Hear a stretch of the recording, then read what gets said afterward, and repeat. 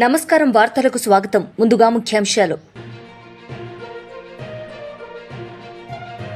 మాజీ మంత్రి విడుదల రజని మీడియా సమావేశం, పలు అంశాలపై వివరణ.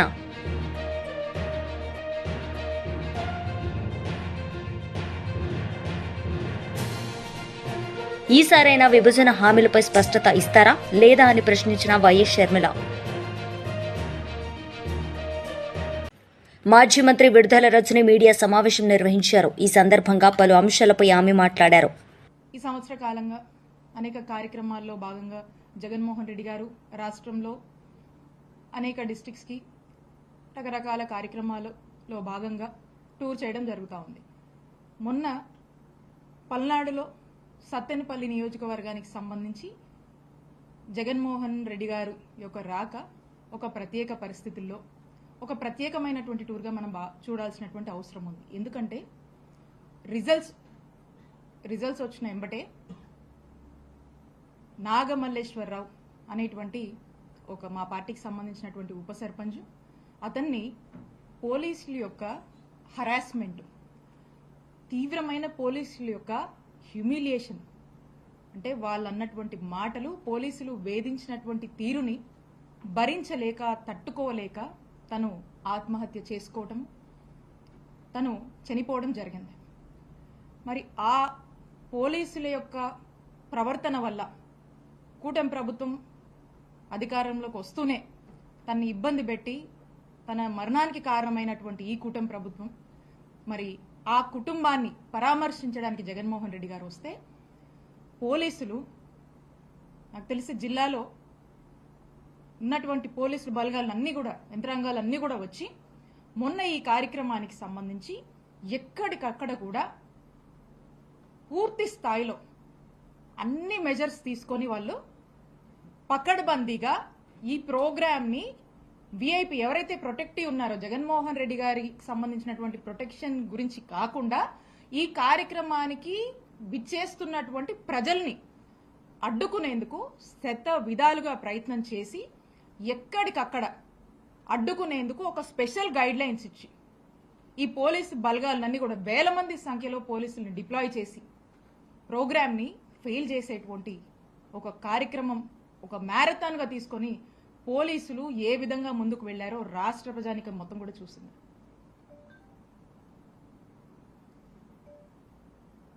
ఒక 100 మందితోనే ఈ ప్రోగ్రాం చెయ్యాలని, ఎక్కడి నుంచి జనం వస్తున్నా కూడా వాళ్ళందరినీ ఆపేందుకు ఎంతగా దిగజారి ప్రయత్నాలు పోలీసు వారు చేశారంటే, ఉన్నటువంటి ట్రావెల్ ఏజెన్సీస్ ఫోన్ చేసి మీరు కార్లు ఇవ్వద్దు, జనాన్ని తోలడానికి గనక మీరు ఏమన్నా కార్లు గనక ఏదైనా వెహికల్స్ గనక ఇస్తే వాటి మీద కేసు పెడతాం, ఆ వెహికల్స్ అన్ని కూడా సీజ్ చేస్తామని వార్నింగ్స్ ఇవ్వటం. ఆటో యూనియన్లకు ఫోన్ చేసి మీరు గనక మీ ఆటోలు గనక ప్రొవైడ్ చేస్తే వాళ్ళందరినీ కూడా ఆ ఆటో యూనియన్కి సంబంధించి ఆటోలన్నింటినీ కూడా సీజ్ చేస్తామని చెప్పటము. అలాగే పెట్రోల్ బంక్స్ని కూడా ఓపెన్ పెడితే ఎక్కడ జనము అధిక సంఖ్యలో బైక్స్లో మరి తరలి వస్తారేమో అని చెప్పేసి పెట్రోల్ బంక్స్ని కూడా మూసివేయటము. అలా అవకాశం ఉన్న ప్రతి చోట కూడా అవకాశం ఉన్నటువంటి తీసుకొని ప్రజల్ని ఈ కార్యక్రమానికి దూరం చేసేందుకు చేయనటువంటి ప్రయత్నం అంటూ ఏదీ లేదు.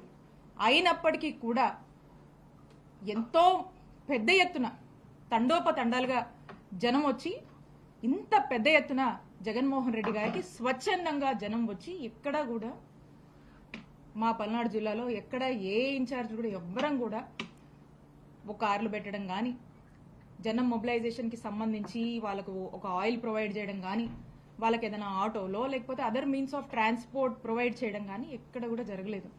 ఎందుకంటే ఈ దేశంలోనే అత్యంత జనాదరణ, ఒక చరిష్మా ఉన్నటువంటి నాయకులు కొంతమంది ఉంటే, అందులో మన ఆంధ్రప్రదేశ్ రాష్ట్రం నుంచి ఎంతో పెద్ద ఎత్తున ప్రజాదరణ ఉన్నటువంటి నాయకుడు మా నాయకుడు జగన్మోహన్ రెడ్డి గారు. జగన్మోహన్ రెడ్డి గారు అంటేనే జనం. జగనన్న అంటే he's the man of masses. Jagananna he's the crowd puller. Jagananna అంటే హెస్ ద పీపుల్స్ పర్సన్. మరి ఇంత చరిష్మా ఉండి, ఇంత ప్రేమాభిమానాలు, జనాదరణ ఉన్నటువంటి ఒక గొప్ప నాయకుడు జగన్మోహన్ రెడ్డి గారు చాలా అరుదుగా చూస్తుంటాం మనం. అలాంటి ఒక గొప్ప నాయకుడు, అలాంటి ఒక చరిష్మా ఉన్నటువంటి నాయకుడు వస్తే జనాన్ని మనం తోలాల్సిన పని లేదు. జనానికి జస్ట్ ప్రోగ్రామ్ ఇది, ఇక్కడికి విచ్చేస్తున్నారు అనే ఒక జస్ట్ ఆ ఇన్ఫర్మేషన్ ఉంటే చాలు, స్పాంటానియస్ గా, న్యాచురల్ గా, తండోపతండాలుగా ఎంతో మంది జనం తరలి వచ్చి ఆయన్ని చూసి వెళ్దాం, దగ్గరగా చూసి వెళ్దాం అని వచ్చేటువంటి ప్రజలు మరి ఇదే రకంగా సత్తెనపల్లిలో కూడా అంత పెద్ద ఎత్తున జనం వాళ్ళ యొక్క ప్రేమాభిమానాలతో వచ్చి ఈ ప్రోగ్రామ్ని పెద్ద సక్సెస్ చేశారు. Not even caring any of the restrictions of the పోలీసులు ఆ ముందర చూసాం మనం, మాతో సహా మండల స్థాయి నాయకులు, గ్రామ స్థాయి నాయకుల వరకు కూడా కంటిన్యూస్గా నోటీసులు ఇస్తూ, బెదరగొడుతూ, భయపెడుతూ, రేపు వస్తే కేసులు కడతారేమో, రేపు ఏం జరుగుతుందో అనేటువంటి ఒక కన్ఫ్యూజన్లో పెట్టి, ప్రోగ్రామ్ అసలు ఉందా లేదా అనేటువంటి ఒక కన్ఫ్యూజన్ ఇంకొక దశలో క్రియేట్ చేసి ఎంత అడ్డం పడ్డారో ఆ అడ్డాలన్నీ కూడా తొలగించుకొని చుట్టూరా ఎక్కడ పడితే అక్కడ బార్కేడింగ్స్ పెట్టారు.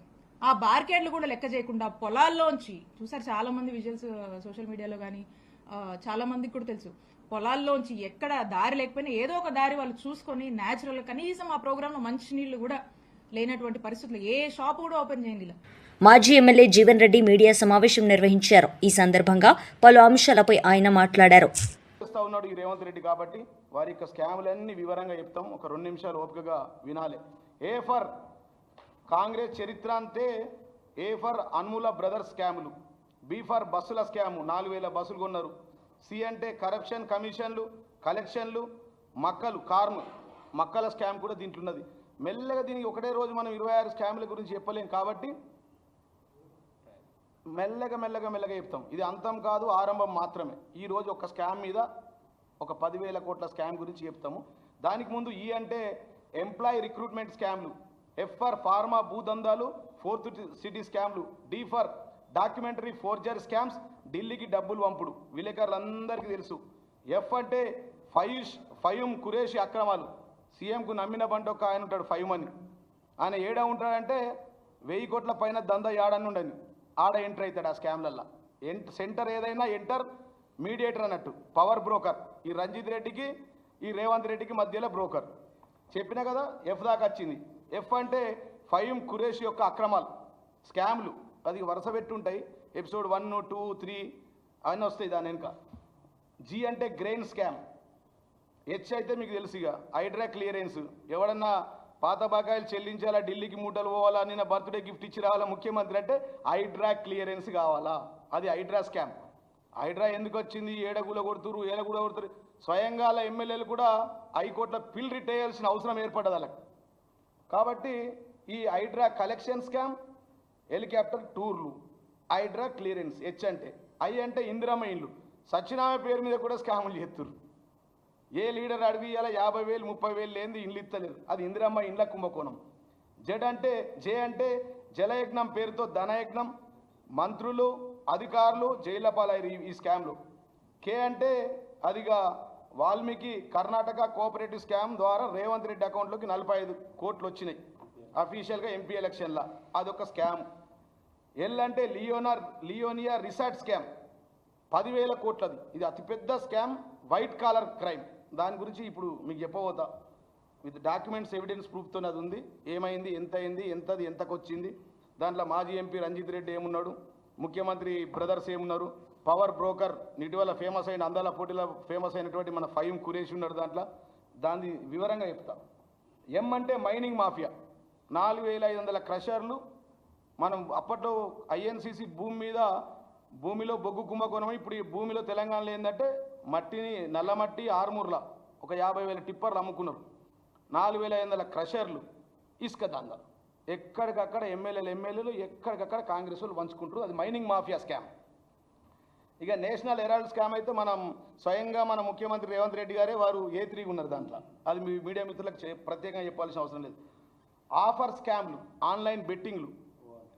ఓ అంటే ఆఫర్ స్కామ్లు, ఆన్లైన్ బెట్టింగ్ మన దాకా రావు, అవి అక్కడిదక్కడనే ముఖ్యమంత్రి ఆఫీస్లో ఈ మధ్యవర్తులతో సెట్టింగ్ అవుతూ ఉంటాయి. ఈస్ట్ వెస్ట్ నార్త్ సౌత్ లెక్క 4 అడ్వైజర్లు ఉన్నారు, 4 మోసగాళ్ళకే మోసగాళ్ళు అన్నట్టు. వాళ్ళకి కూడా వరుస పెట్టి చెప్తాం. P paddy scam pharma scam, P for paddy scam pharma scam, Q క్వారీల scam granite and sand, R for rice and Rohini minerals. ఈ రైస్ అండ్ రోహిణి మినరల్స్ వల్ల ఇప్పుడు రంజిత్ రెడ్డి ఆయన గురించి కూడా వరుస పెట్టి స్కామ్లు ఉన్నాయి. ఈ పార్టీ నుంచి ఆ పార్టీకి ఓనికే మొదట 500 కోట్లతో పోయిండు. ఈ మధ్య మీడియాలో కూడా బాగా తిరుగుతూ ఉన్నది. 450 కోట్ల డీలు మధ్య.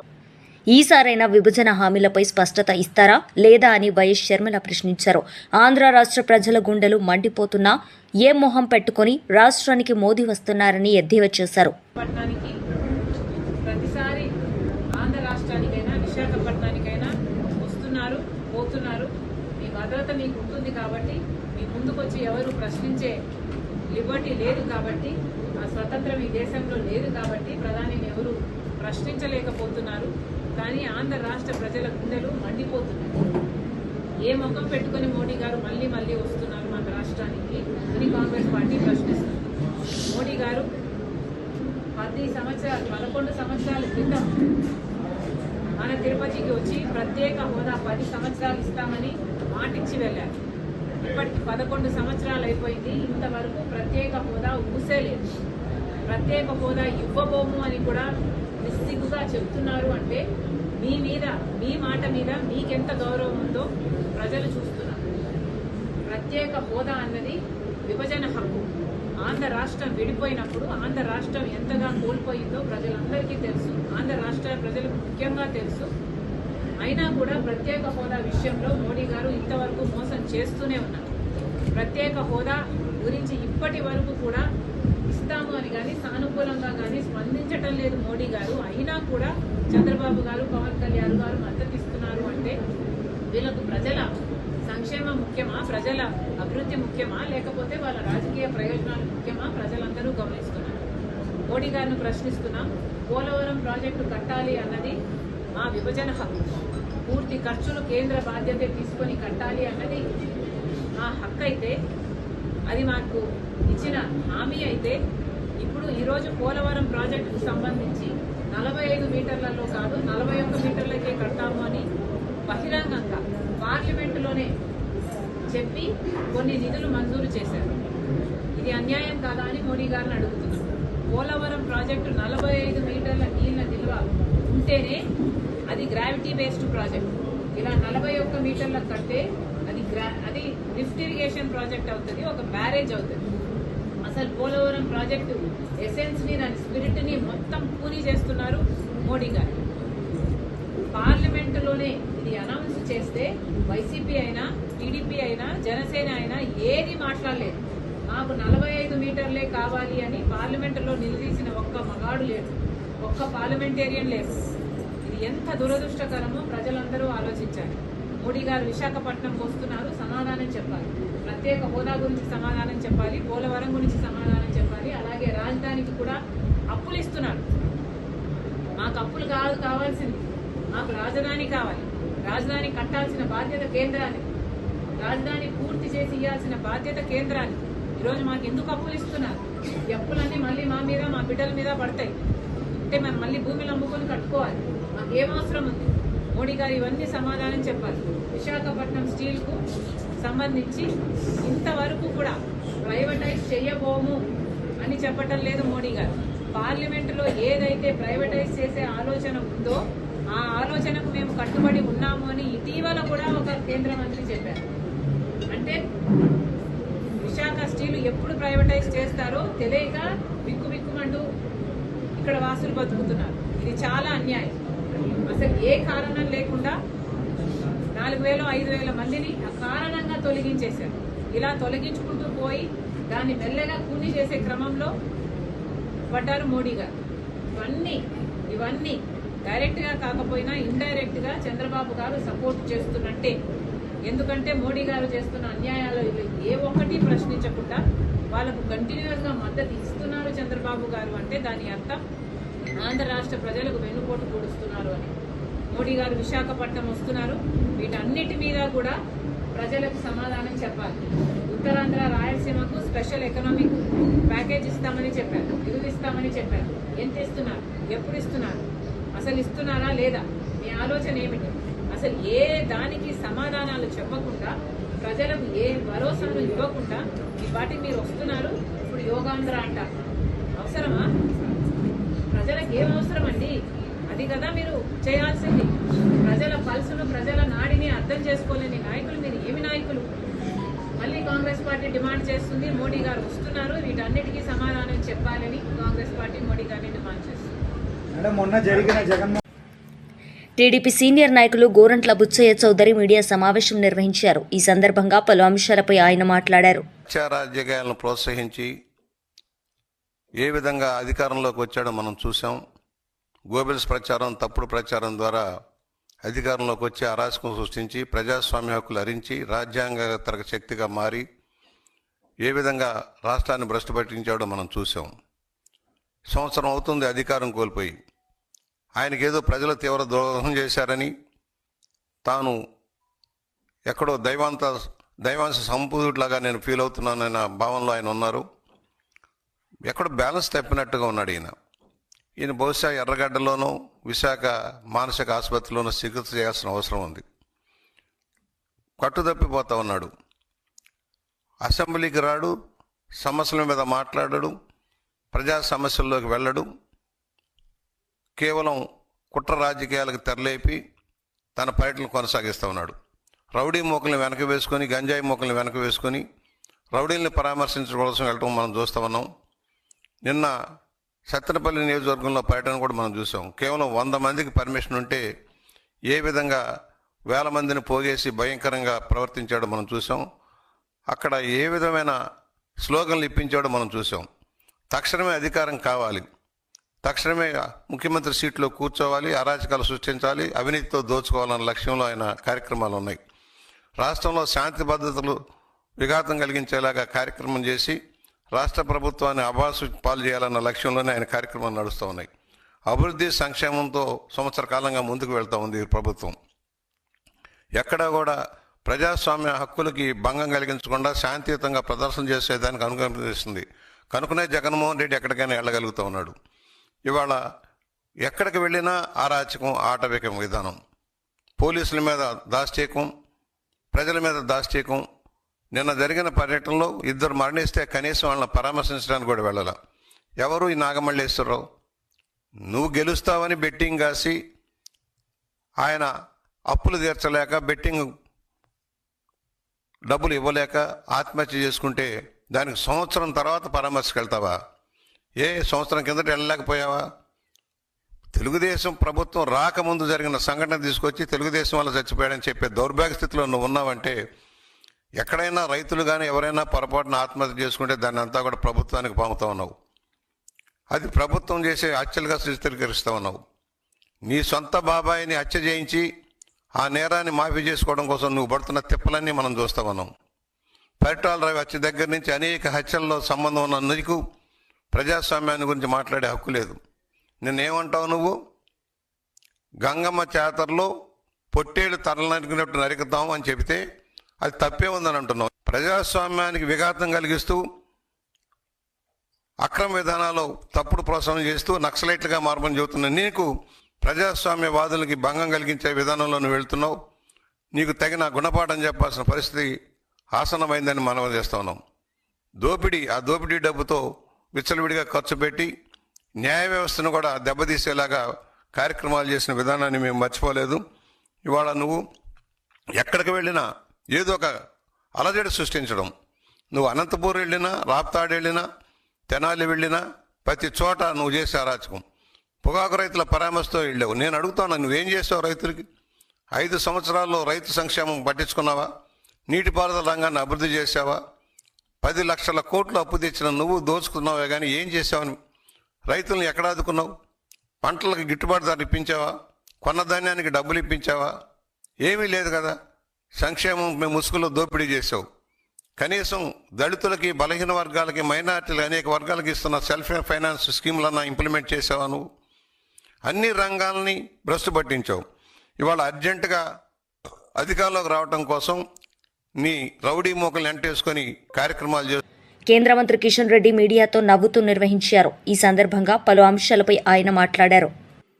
సిబ్బంది యొక్క ఫోన్ కూడా ట్యాప్ చేయడం జరిగింది. ఈరోజు భారతీయ జనతా పార్టీ నాయకుల ఫోన్లు ట్యాప్ చేయడం జరిగింది. భారతీయ జనతా పార్టీ కార్యాలయంలో పనిచేసేటువంటి సోషల్ మీడియా టీం యొక్క ఫోన్ నెంబర్స్ కూడా ట్యాప్ చేయడం జరిగింది.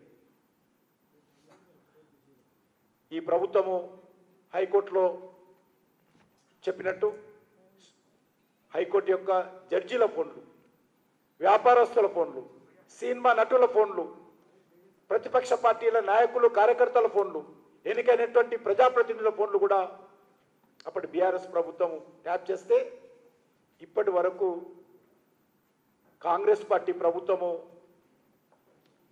మరి వ్యవహారం చూస్తూ ఉంటే నేను కొట్టినట్టు చేస్తా, నువ్వు ఏడ్చినట్టు చెయ్యన్నట్లుగా ఈరోజు కాంగ్రెస్ పార్టీ బీఆర్ఎస్ పార్టీ వ్యవహారం ఉంది. రెండు కలిసి నాటకాలు ఆడుతూ ఉన్నారు. ఈరోజు మనకు వస్తున్నటువంటి సమాచారం ప్రకారము కాంగ్రెస్ పార్టీ బీఆర్ఎస్ పార్టీ ఒక అండర్స్టాండింగ్ వచ్చారు. ఈ రాష్ట్రంలో ఏదో రకంగా భారతీయ జనతా పార్టీని అడ్డుకోవాలంటే మరి మనం ఏదో రకంగా నాటకాలు ఆడాలనే విధంగా ఒక అండర్స్టాండింగ్ వచ్చి వాళ్ళు కుట్రలు చేస్తున్న విషయం మనం చూస్తూ ఉన్నాం. ఖచ్చితంగా ఈ రెండు పార్టీల యొక్క నిజస్వరూపం మనం ప్రజల ముందు పెట్టాల్సినటువంటి అవసరం ఉంది. ఏదైతే బీఆర్ఎస్ పార్టీ టైంలో జరిగినటువంటి అవినీతి ఉందో, అక్రమాలు ఉన్నాయో, అధికార దుర్వినియోగం ఉందో, వీటన్నిటి పట్ల కూడా మనం ఎప్పటికప్పుడు ప్రజల దృష్టి తీసుకెళ్లాల్సిన అవసరం ఉంది. ప్రజలను చైతన్యం చేయాల్సిన అవసరం ఉంది. కాంగ్రెస్ పార్టీ వైఫల్యాలను ఎండగట్టాల్సినటువంటి అవసరం ఉంది. కాంగ్రెస్ పార్టీ 6 గ్యారంటీలు కానీ 420 సబ్ గ్యారంటీస్ కానీ ఎప్పటికప్పుడు అడగాల్సినటువంటి అవసరం ఉంది. ఆ దిశలో మనం కార్యాచరణ ప్రణాళిక రూపొందించుకొని ముందుకెళ్ళాలి. ఇప్పటికే మనము విజయవంతంగా మండల కమిటీలు పూర్తి చేసుకుంటున్నాం. మండల కమిటీలో వచ్చినటువంటి కొత్త నూతన నాయకత్వం పార్టీ సిద్ధాంతాల పట్ల అవగాహన కల్పించి రానున్న రోజుల్లో మన మండల కమిటీలు, జిల్లా కమిటీలు పోరాటాలకు సిద్ధం కావాల్సినటువంటి అవసరం ఉంది. ఉద్యమాలతో ముందుకెళ్లాల్సినటువంటి అవసరం ఉంది. ప్రజల మద్దతు కూడగట్టాల్సినటువంటి అవసరం ఉంది. ఈ యొక్క తెలంగాణ ప్రజల ఆకాంక్షలకు అనుగుణంగా తెలంగాణలో ఒక భారతీయ జనతా పార్టీ ప్రభుత్వం రావాల్సినటువంటి అవసరం ఉంది. ఇది మనం అనడం లేదు. ఈ రాష్ట్రంలో ఎవరిని కలిసినా, ఏ తెలంగాణ ఉద్యమకారుడిని కలిసినా, ఏ తెలంగాణ విద్యావంతుడిని కలిసినా, ఏ తెలంగాణ కళాకారుని కలిసినా, తెలంగాణకు సంబంధించినటువంటి ఏ ప్రభుత్వ అధికారి ఉన్నతాధికారులను కలిసినా కూడా ఒకటే మాట, ఈ రాష్ట్రం రక్షించాలంటే ఈరోజు భారతీయ జనతా పార్టీ రావాలి. లేకపోతే భారతీయ జనతా పార్టీ ఈరోజు మరి ఖచ్చితంగా ముందుకెళ్లాల్సిన. మాజీ మంత్రి శ్రీనివాస్ గౌడ్ మీడియా సమావేశం నిర్వహించారు. ఈ సందర్భంగా పలు అంశాలపై ఆయన మాట్లాడారు. వర్షాలు పడి నదులు ఉప్పొంగి సముద్రంలో కలుస్తున్నాయి, కానీ ఆ నీళ్ళను నింపాలన్నటువంటి ధ్యాస సోయవట్లేదు. ఇలా జూరాల ప్రాజెక్ట్ నుంచి జూరాల కెపాసిటీ యాక్చువల్గా 19 టీఎంసీలో డిజైన్ చేసేది దాన్ని, కానీ దాన్ని కుదించి 9 టీఎంసీల వరకు. 9 టీఎంసీల రిజర్వాయర్ నుంచి ఒక బ్యాలెన్సింగ్ రిజర్వాయర్ నుంచి అన్నా దాని మీద ఆధారపడినటువంటి భీమా ఫేజ్ 1 కానీ, నెట్టెంపాడు కానీ, భీమా ఫేజ్ 2 కానీ, కోయిల్ సాగర్ కానీ, అదేవిధంగా లెఫ్ట్ మెయిన్ కెనాల్ కానీ, జూరాల నుంచి మొదలుకుంటే అక్కడ వనపర్తి వరకు కొత్త నీళ్ళు. వరద వస్తుంది అనగానే గతంలో ఎట్లుండేదంటే ఆలుమట్టి నారాయణపూర్ డ్యామ్ గేట్లు ఎత్తేసి అనగానే వెంటనే మేము అప్రమత్తమై నీళ్ళు వచ్చాగానే ఇక్కడ నుంచి మేము నీళ్ళు తీసుకుపోయేవాళ్ళం. పండుగలాగా చేసుకునే వాళ్ళం మేమందరం కూడా. పూలు జల్లి టెంకాయలు కొట్టి భీమా ఫేజ్ 1కు, భీమా ఫేజ్ 2కు, నెట్టెంపాడుకు, లెఫ్ట్ మెయిన్ కెనాల్కు, అటు సంగంబండ, ఇక్కడ కోయిల్ సాగర్, ఇవన్నీ నింపుకునేవాళ్ళం మేము. కానీ ఈరోజు దురదృష్టం ఏంటంటే, అరే నీళ్ళు వస్తున్నాయి, ఎప్పుడు జరగలే అంత తొందరగా నీళ్ళు, ఇంత తొందరగా వాటర్ ఎప్పుడు రాలా. మొత్తం ఇస్తే చూస్తే చాలా తక్కువ సమయం, ఇప్పుడు జరిగింది ఒక 50 ఏళ్ళలో చూసుకుంటే. ఈరోజు వర్షాకాలం స్టార్ట్ కాగానే పైన ఎగువలో ఉన్నటువంటి కర్ణాటకలో ఉన్నటువంటి నారాయణపూర్, కర్ణాటకలో ఉన్నటువంటి ఆల్మట్టి ఆ డ్యాములు నిండడం, పైన వర్షాలకు అవి నిండడం, అవి గేట్లు ఎత్తేయడం, మరి జూరాలకు నీళ్ళు రావడం ఒక అదృష్టంగా మేము భావించినాం నీళ్ళు వస్తున్నాయంటే. దానికి ఒక రివ్యూ మీటింగ్ జరుగుతుందేమో అనుకున్నాం. ఇరిగేషన్ మంత్రి గారు రివ్యూ మీటింగ్ పెడతాడేమో. ముఖ్యమంత్రి గారు సొంతం జిల్లాలో ఎప్పుడు లేనట్లు ఇలా 2 కృష్ణా తుంగభద్ర ఉప్పొంగుతూ ఉన్నాయి, నీళ్ళు వస్తున్నాయి, వరదలు వస్తున్నాయి కర్ణాటక నుంచి పైనుంచి. ఆ నీళ్లు వాడతారేమో అనుకుంటే జూరాల కెపాసిటీ ఎంత ఉందో అంత కెపాసిటీ రోజు నీళ్లు వదులుతూ ఉన్నారు. వాళ్ళకి అవసరం కనుక పవర్ జనరేట్ చేసుకుంటున్నారు. వార్తలు ముగించే ముందు ముఖ్యాంశాలు మరోసారి. మాజీ మంత్రి విడుదల రజని మీడియా సమావేశం, పలు అంశాలపై వివరణ.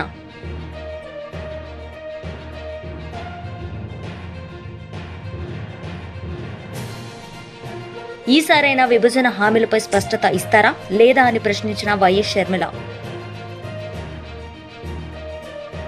ఈ వార్తలు ఇంతటితో సమాప్తం. తిరిగి ప్రసారమయ్యే వార్తల్లో మళ్ళీ కలుద్దాం. అంతవరకు సెలవు. నమస్తే.